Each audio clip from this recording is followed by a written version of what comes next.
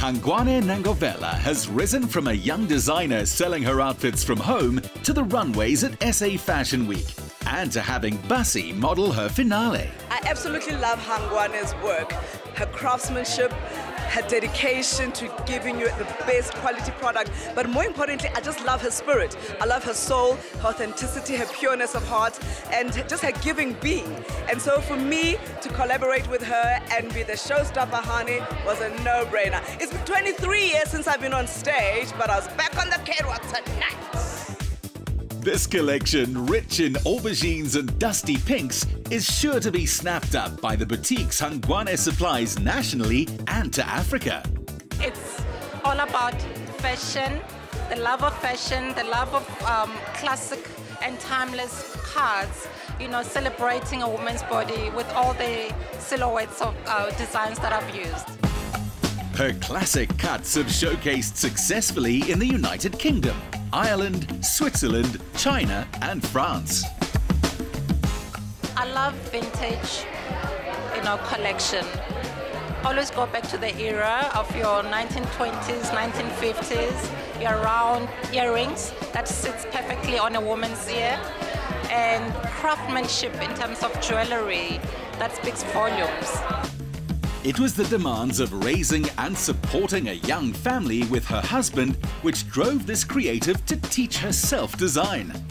Hangwani is a successful South African fashion designer whose clothes and garments have graced so many fashion weeks. She's also dressed some of your favorite celebrities. Today we get to meet her, get to know her a little better and get acquainted with her world of fashion. At home, she's a happily married mother of two. At work in her Randburg studio, she's a business dynamo. Hangwani, tell me a little bit about your background, where it all started and what you studied.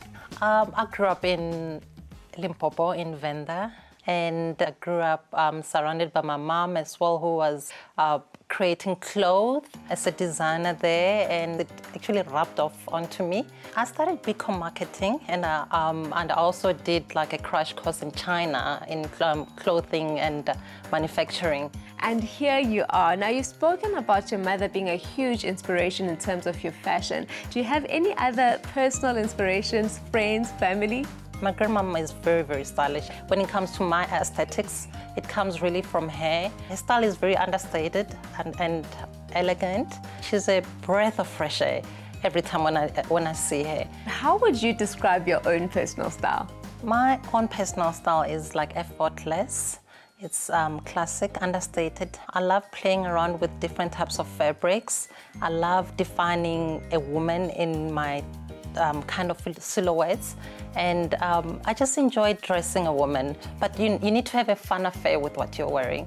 So it's classic but not boring at the same time. This entrepreneur remains a hands-on designer. The home of brand Rubicon. Ayanda, you're so welcome here. Who have been some of your role models that you've looked up to in your fashion journey? Locally, it's Kensani Ngozi, you know, Stone Cherry.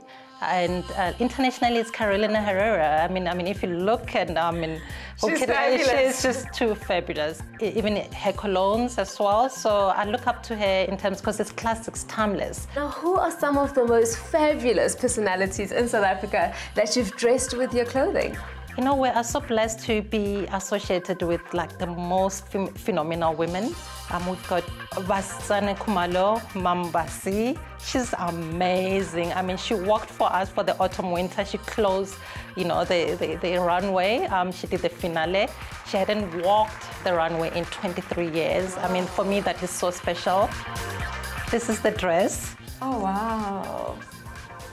It looks like quite a heavy dress. It is quite heavy because it took 70 meters of tassels, and this color from her fittings, it really looked so good. You know, it complemented her skin very well. Social media also went crazy the day Lutando Lutlove Shosha wore a Rubicon original. Now, I understand that Lutando also wore one of your designs for a very special event. It was for the MTV Africa European Awards in London that happened. The iconic outfit is actually here. I need to actually show you. It's got pleats going all the way down. It really took, you know, yards and yards of fabric. You know, it's cinched in on the waist. I love necklines. I love playing around with necklines because I always think that's the focal point of when people talk to you. So I always try to play around with different types of neckline. So this was a box neckline, but obviously curved on the one side. Now I'm wondering if you'll let me try one of your outfits. Of course, I've been Hint. I've been waiting for this moment. Yay! Can I show it to you? Okay, which one am I trying? I am adoring the pink from here. The pink, remember the pink is the new black, darling. Ooh, that is very beautiful. flowy. We used obviously yards and yards of fabric, detailed. I'm starting to understand that yards and yards of fabric is Rubicon's thing. It's Rubicon's thing, yeah. So that's what makes a dress beautiful if it's flowy. You mustn't actually hold back in terms of fabric. Hangwane's meticulous attention to detail was learned from her mother and grandmother. Everything about this dress is perfect. You look absolutely amazing in that color, by the way. You Thank look you so amazing. You're a princess yourself, and you're wearing a princess dress. Having gained this wealth of knowledge, what advice do you have for young, aspiring designers? It must be that you know that you're called to do this. Because not everyone can be a designer. So you need to actually look at what you're good at, and that will take you far.